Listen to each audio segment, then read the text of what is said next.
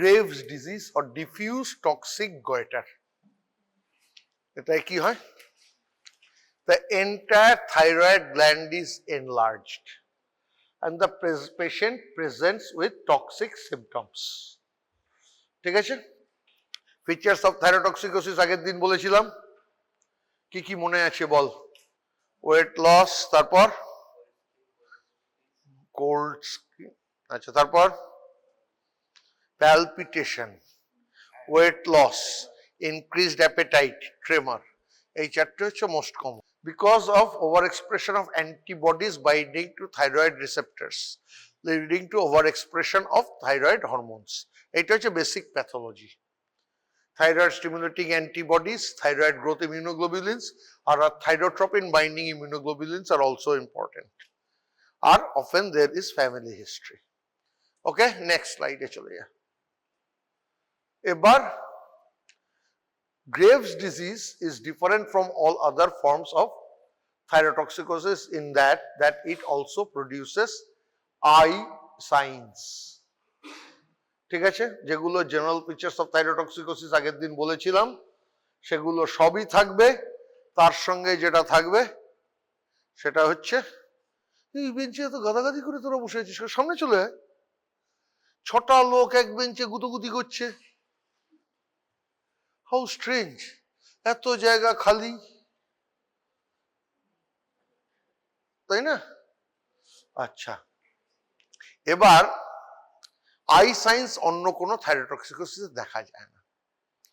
এবার এই থাইরোটক্সিকোসিসে আই সাইন্সের মধ্যে মোস্ট প্রমিনেন্ট হচ্ছে lid retraction, lid lag, exophthalmos, staring, infrequent blinking. These are the common signs, okay, that are present. Most of them usually are due to involvement of the extraocular muscles within the orbit. অরবিটের মধ্যে আইবলের movement control করে এক্সট্রাকিউলার muscles, অ্যানাটমিতে পড়েছিস। Those muscles এর মধ্যে বিভিন্ন জিনিস জমা হয়, those muscles gate hypertrophied, যার জন্য movements get problematic. Okay, this are the main things. আর কি হয়? Extra thyroid manifestation of this disease, আর একে অনেকে বলে ডিসথাইরয়েড অপটিক নিউরোপ্যাথিও হয় অনেক সময়, অপটিক নার্ভের উপরও চাপ পড়ে। তার কারণ optic nerve passes from the eyeball through the muscles into the brain, into the কি বলে cranium. ওইখানে যদি মাসলগুলো হাইপারট্রফি করে, they may cause pressure on the optic nerve. Severity of eye symptoms can be এইভাবে ক্লাসিফাই করা যায়। No specs হচ্ছে mnemonic, class 0 no signs of symptoms, class 1 হচ্ছে only signs, upper lid retraction and stare with or without lid lag. Lid lag কিভাবে দেখে? এই ধর তুই আমার এই আঙুলটা দেখছিস, এবার আস্তে আস্তে আমি আঙুলটা নাবাচ্ছি, যখন ওর আই বলটার সঙ্গে আই লিডটাও নাবে। লিড ল্যাগে কি হবে? আই লিডটা পুরোপুরি নামবে না, আস্তে আস্তে আই লিডটা it will follow, not along with the synchronity of the movement of the eyeball and eyelid is lost. This is lead lag. Ja. Okay, only signs এর মধ্যে গেল। ক্লাস 2 হচ্ছে soft tissue involvement, edema of the conjunctiva and leads and conjunctival infection. Okay, only signs এর মধ্যে যেটা গেল। তারপর next হচ্ছে প্রপটোসিস, তারপর হচ্ছে extraocular muscle involvement, usually with diplopia. Okay, SPE। এরপর সি হচ্ছে corneal involvement, primary due to lagophthalmos. আর লাস্টে হচ্ছে sight loss due to optic nerve involvement. এই হচ্ছে ক্লাসিফিকেশন। নো স্পেক্স, নো হচ্ছে কি, এন হচ্ছে নো সাইন্স অর সিমটমস, ও হচ্ছে only science limited to upper lid retraction, stare with or without lid lag. S হচ্ছে soft tissue involvement like conjunctiva and iris are conjunctival infection. P হচ্ছে proptosis, E হচ্ছে extraocular muscle involvement, C হচ্ছে cornea, S হচ্ছে sight loss. এবার ইনফেকশনের ইনভেস্টিগেশনের মধ্যে কি কি করব? আগের দিনই বলেছিলাম থাইরয়েডের ইনভেস্টিগেশনে কি বলেছিলাম, যখন একটা পেশেন্ট গয়টার নিয়ে আসবে আমার কাজ কি কি ঠিক করা, whether the patient is euthyroid or hypothyroid or hyperthyroid, তার জন্য T3, T4, TSH করলেই হবে। এই পেশেন্টে আমি থাইরোটক্সিকোসিস পাবো। মানে TSH is low, T3 T4 is high, তাই তো পাবো। তারপর কি করব, থাইরয়েড স্ক্যান। ইউজুয়ালি কি বলেছিলাম, toxicity with nodularity is the indication of scan. যদি এতে আমি স্ক্যান করি আমি একটা ডিফিউজ গয়টার দেখতে পাবো, তবে থাইরয়েড এতে স্ক্যানের ডেফিনিট রোল নেই, কোনো ইম্পর্টেন্ট রোল এতেও নেই স্ক্যানের। তারপর কি করব, সিটি অরবিট আর USG of the thyroid gland. CT orbit করলে আমি এক্সট্রাকিউলার মাসলের স্ট্যাটাস জানতে পারবো। এফএনএসসি করার দরকার পড়ে না, আমি বড়জোর ইমিউনোগ্লোবিউলিন, থাইরয়েড বাইন্ডিং ইমিউনোগ্লোবিউলিন গুলো করে দেখতে পারি। ঠিক আছে, ইউজুয়ালি ওগুলো যদি সঙ্গে পাওয়া যায় তার সঙ্গে এগুলো করেই ডায়াগনোসিস হয়ে যায়। Malignancy in Graves' disease is almost non-existent. Okay? Malignancy in Graves' disease is almost non-existent. তার মানে কি দাঁড়ালো, আমার বেকার এফএনএ করার রোল নেই। আর আগের দিন কি বলেছিলাম, থাইরয়েডে কোর নিডল বায়োপসির কোনো রোল নেই, because it's a highly vascular organ, chances of bleeding will only rise. মনে পড়ে? নেক্সট, এবার হচ্ছে ট্রিটমেন্ট। বড্ড ছোট হয়ে গেছে লেখাটা না রে, হ্যাঁ বড্ড ছোট হয়ে গেছে। যখন সামনে বসে টাইপ করছি তখন বুঝতে পারছি না যে এটা প্রজেক্টরে ফেললে কতটা পড়া যাবে। ঠিক আছে, আমি দিয়ে দেবো ওকে, ও তো আমার থেকে নিয়ে নেয়। ওর নাম জানো কি? সৃজনী, আমার থেকে নিয়ে নেয়, তোদের গ্রুপে দিয়ে দেবে। ওকে, ফার্স্ট হচ্ছে অ্যান্টিথাইরয়েড ড্রাগস দিতে হবে, quite natural. Antithyroid drugs, propylthiouracil, carbimazole, methimazole. এবার সিমটোম্যাটিক কারেকশন, ট্যাকিকার্ডিয়ার জন্য বিটা ব্লকার দেবো, প্যালপিটেশনের জন্য বিটা ব্লকার দেবো, দিতে হবে। আর এরপর আমি কি করতে পারি, রেডিও আয়োডিন অ্যাবলেশন আর সার্জারি। এবার থাইরয়েড বিটা ব্লকারের মধ্যে আমি কি দেবো, প্রোপ্রানোলল ম্যাক্সিমাম দেওয়া হয়, এছাড়া লং অ্যাক্টিং ন্যাডোলল দেওয়া যেতে পারে। প্রোপ্রানোলল 40 মিলিগ্রাম ওয়ান্স থেকে 40 মিলিগ্রাম থ্রাইস অব্দি দেওয়া যেতে পারে। কিন্তু অ্যান্টিথাইরয়েড ড্রাগস হচ্ছে লাইফ লং তো চালানো যেতে পারে না, আর বিটা ব্লকারও লাইফ লং চালিয়ে যাওয়া যেতে পারে না। তাহলে আমাকে ডেফিনিটিভ ট্রিটমেন্টের দিকে যেতে হবে। ডেফিনিটিভ ট্রিটমেন্ট হচ্ছে either removal or destruction of the thyroid tissue. আমি যদি ডেফিনেটলি ডিস্ট্রাক্ট করতে চাই, radio iodine ablation is sufficient, আর আমি চাইলে সার্জিক্যালি রিমুভ করতে পারি। ওকে, এবার সার্জিক্যাল রিমুভালে বা রেডিও আয়োডিন অ্যাবলেশনে একটাই problem, patient will become hypothyroid. তাহলে এবং তার সঙ্গে প্যারাথাইরয়েড বাঁচাবার একটা অ্যাটেম্প্ট নিতে হবে। অনেক ক্ষেত্রেই থাইরয়েড, বড় থাইরয়েড হলে রিমুভালের সময় parathyroid gland gets embedded and gets removed with it. Clear? তার জন্য অনেকগুলো টার্ম এসছে, একটা হচ্ছে সাবটোটাল থাইরয়েডেক্টমি, একটা হচ্ছে নিয়ার টোটাল থাইরয়েডেক্টমি, আর একটা হচ্ছে টোটাল থাইরয়েডেক্টমি। টোটাল থাইরয়েডেক্টমিতে এন্টায়ার থাইরয়েড বাদ দেওয়া হয়।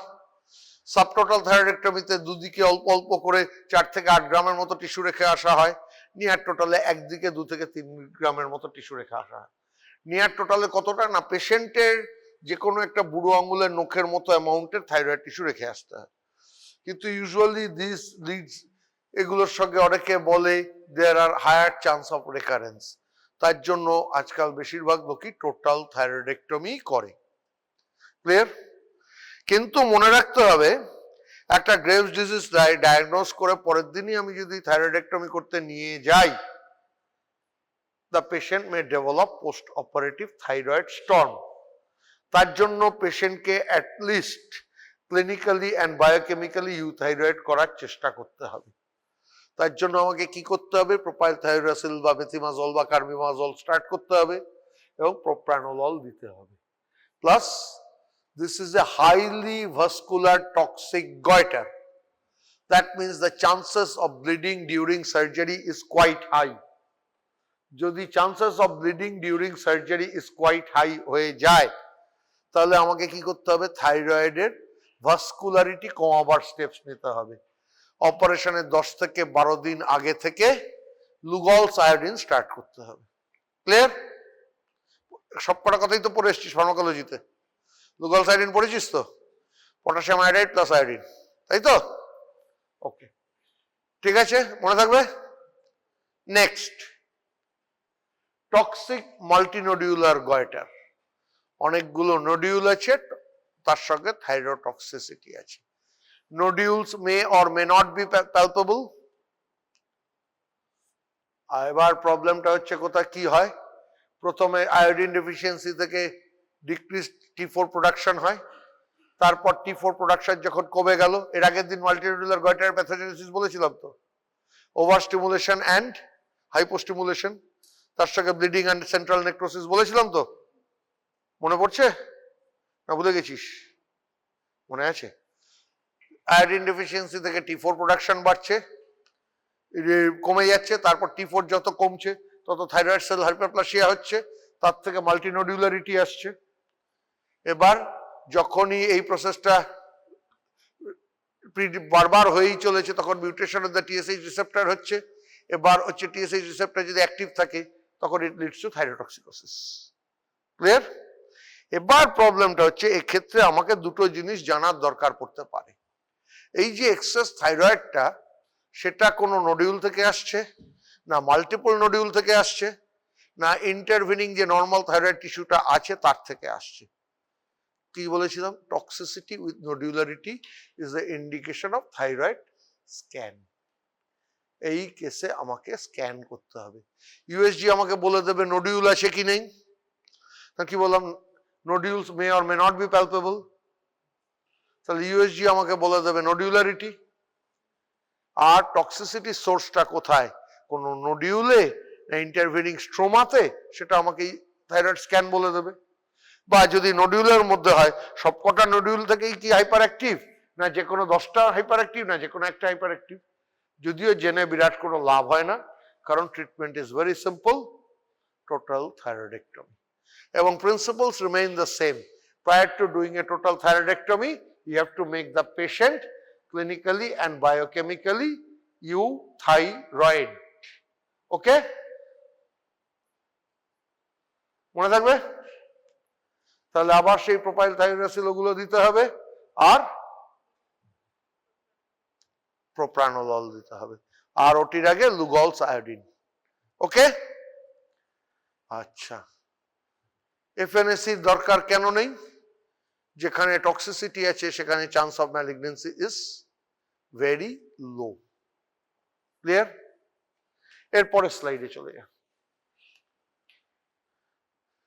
সেম জিনিস, ট্রিটমেন্ট তাই, যেটা বলা হয়ে গেছে। তারপরেরটা সলিটারি টক্সিক নোডিউল। নাম থেকেই বুঝতে পারছিস একটাই নোডিউল আছে এবং সেটা টক্সিক। এখানে স্ক্যানের রোল আছে। কেন?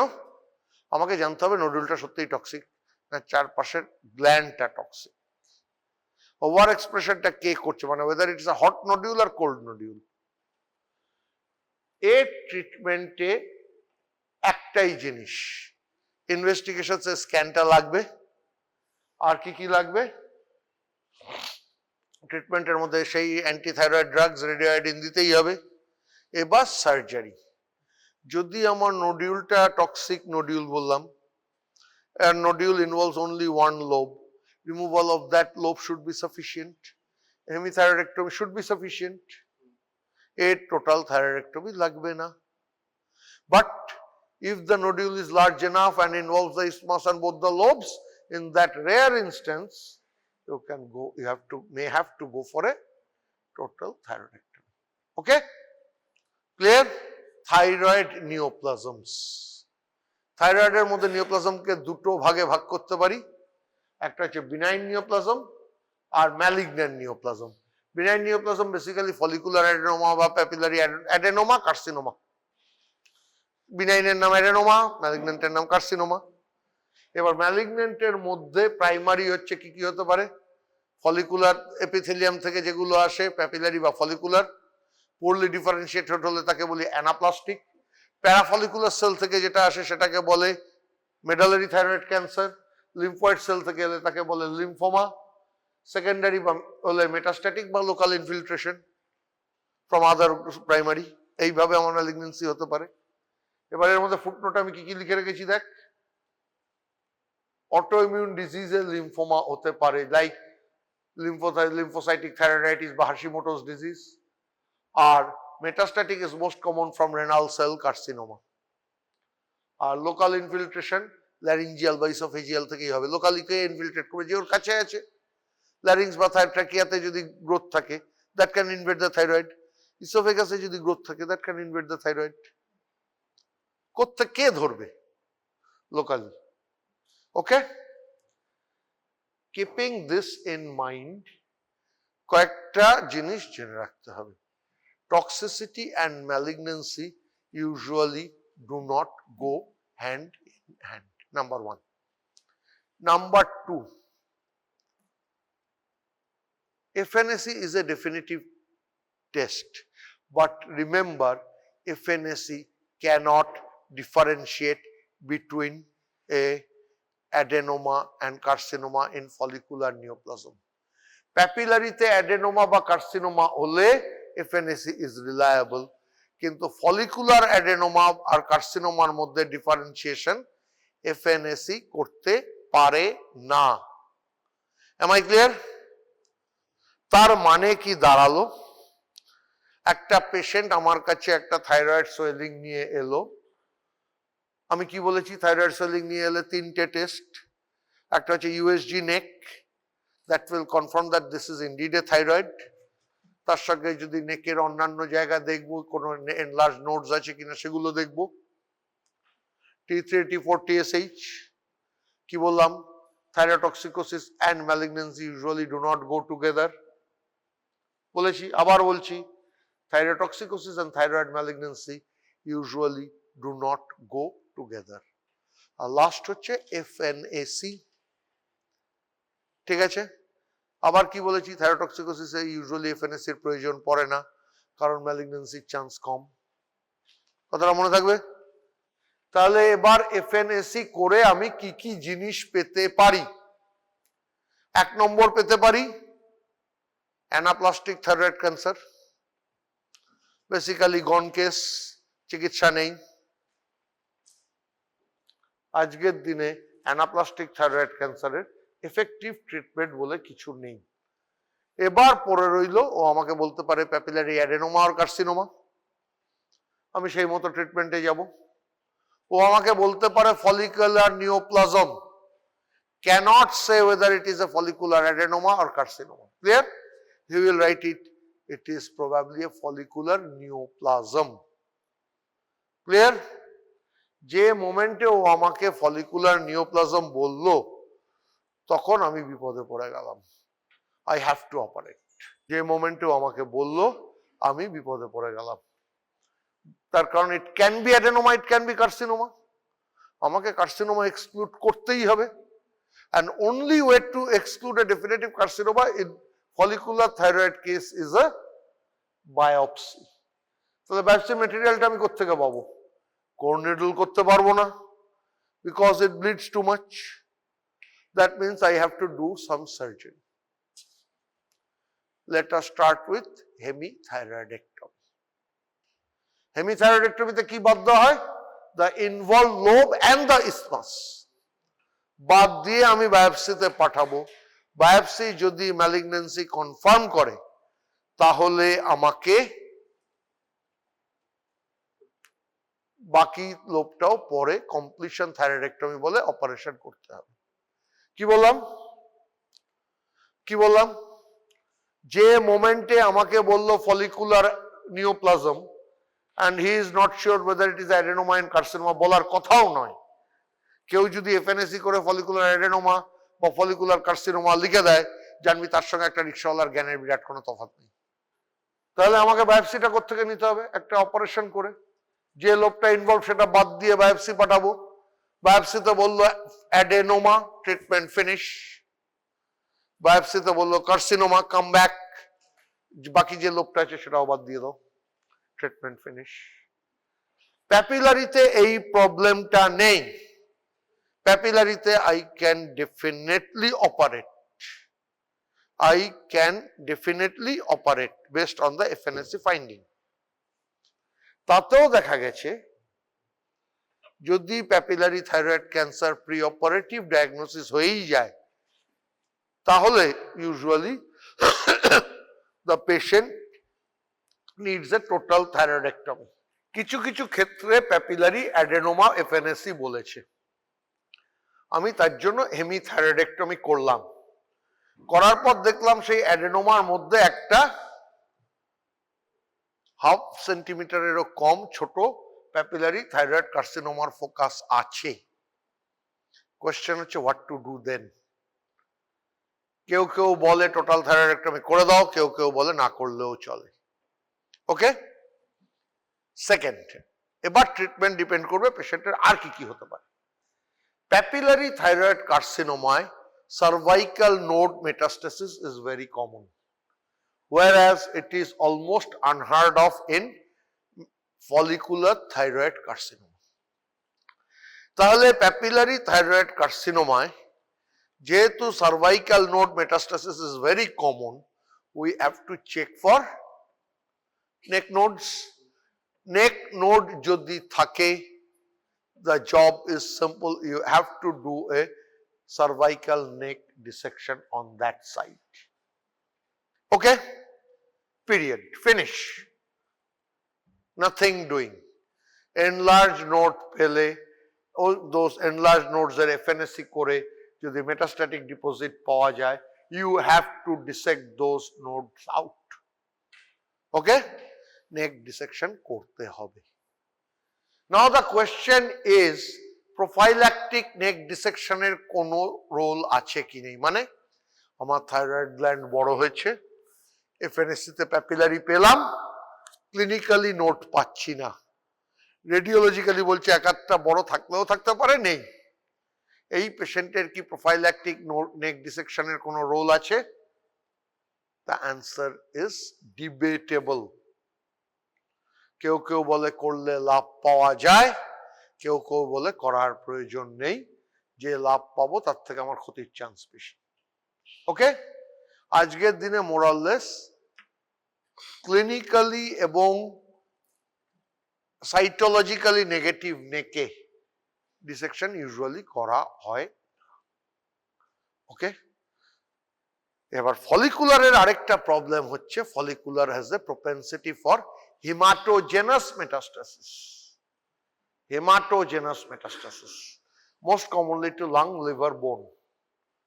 কাজেই যদি ফলিকুলার ম্যালিগন্যান্সি আসে, আমাকে একটা মেটাস্ট্যাটিক ওয়ার্কআপের কথাও ভেবে নিতে হবে। দুটোতেই রেডিও আয়োডিন থেরাপির দরকার পড়বে আফটার সার্জারি। ঠিক আছে, to ablate residual tissue if any. Okay, এরপর আসছি প্যারাফলিকুলার ও সি সেল থেকে অ্যারাইজ করা ক্যান্সার নিয়ে। নেক্সট স্লাইডে চলে যাবে। ও আচ্ছা, এই যেগুলো এগুলো আর বলিনি তোদের, প্যাপিলারি 80%, ফলিকুলার এই যেগুলো কম হয়। নেক্সট প্যাপিলারি থাইরয়েড ক্যান্সার যে কথাগুলো বললাম। Next follicular thyroid cancer. Next clinical presentation কিভাবে আসে, এগুলো নিয়ে সবই বলা হয়ে গেছে। তারপর ইনভেস্টিগেশনসে কি বললাম, টিএনএম স্টেজ থাইরয়েডের ইউজুয়ালি তোদের লাগার কথা না, এই জন্য তোদের বলিনি। আর রেকারেন্স রেটেও এটা তোদের লাগার কথা না, এটা এমএস করতে গেলে লাগবে, এখন লাগবে না। ট্রিটমেন্ট যেটা বললাম, নেক ডিসেকশন, এটা অ্যাক্টিভ নন অপারেটিভ সার্ভাইলেন্স। এই যে প্যাপিলারি থাইরয়েড মাইক্রোকার্সিনো লেস দেন 1 সেন্টিমিটারকে বলে প্যাপিলারি মাইক্রোকার্সিনো, এটাও তোদের অতটা ডিটেলস লাগবে না, ছেড়ে দে। পোস্ট অপারেটিভ হরমোন সাপ্রেশন কেন বললাম, রেডিও আয়োডিন আপটেকের জন্য। রেডিও আয়োডিন আপটেক কে করবে? কে করবে? থাইরয়েডের যে সেল রেমনেন্ট, আপটেক করাতে গেলে টিএসএইচ লেভেল বাড়াতে হবে।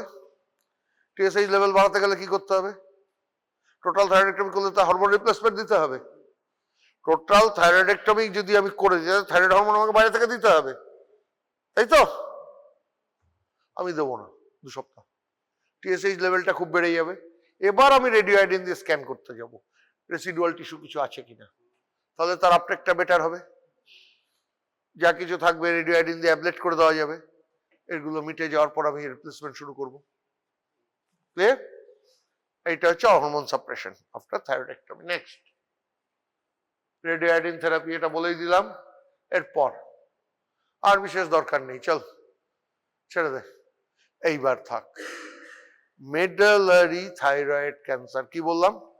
প্যারাফলিকুলার ও সি সেল থেকে বেরোয়। এর একটা সুবিধা আছে, এর একটা ভালো মার্কার আছে, serum calcitonin is a marker of medullary thyroid cancer. 25% of cases are hereditary and arise as MEN 2A or 2B. MEN পড়েছিলিস প্যাথোলজিতে? Multiple endocrine neoplasia. কি কি হয় বলতো?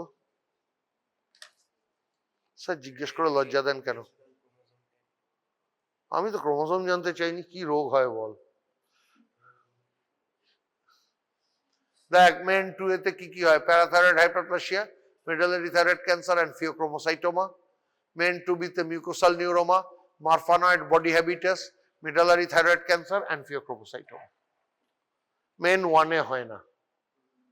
ওকে, next sporadic, usually 4th and 6th decades এর মধ্যে হয়। এই সমস্ত কেসে neck node involvement is very high. ঠিক আছে? আর ফ্যামিলিয়াল গুলো হয় আরো আগে। নেক্সট যেটা তোর হেরিডিটারি হয়, comes at a younger age. আর কি বলেছি? অনেক আগেই বলে দিয়েছি, serum calcitonin levels are high. ওয়ার্কআপে বিরাট কোনো ডিফারেন্স নেই। মেটাস্টাসিসের জন্য যে workup, lung liver bone common sites of metastasis, সে লাংসের জন্য চেস্ট এক্সরে বা সিটি চেস্ট, লিভারের জন্য ইউএসজি হোল অ্যাবডোমেন বা সিটি অ্যাবডোমেন। ওকে, বোনের জন্য বোন স্ক্যান লাগতে পারে। Simple metastatic workup. আর থাইরয়েড ওয়ার্কআপ তো বলেই দিচ্ছি, T3, 4TSH, USG neck and এফএনএ। এফএনএ তে মেডালারি বললে আমি কি করব? সেরাম, এই আমাকে শুধু খুঁজে দেখতে হবে ফিওক্রোমোসাইটোমার গন্ডগোল আছে কিনা, MEN 2 এর অন্যগুলো আছে কিনা, প্যারাথাইরয়েড হাইপারপ্লাসিয়া আছে কিনা, সেগুলো তো আমি দেখেই নিতে পারবো ইউএসজি তে। ক্লিয়ার?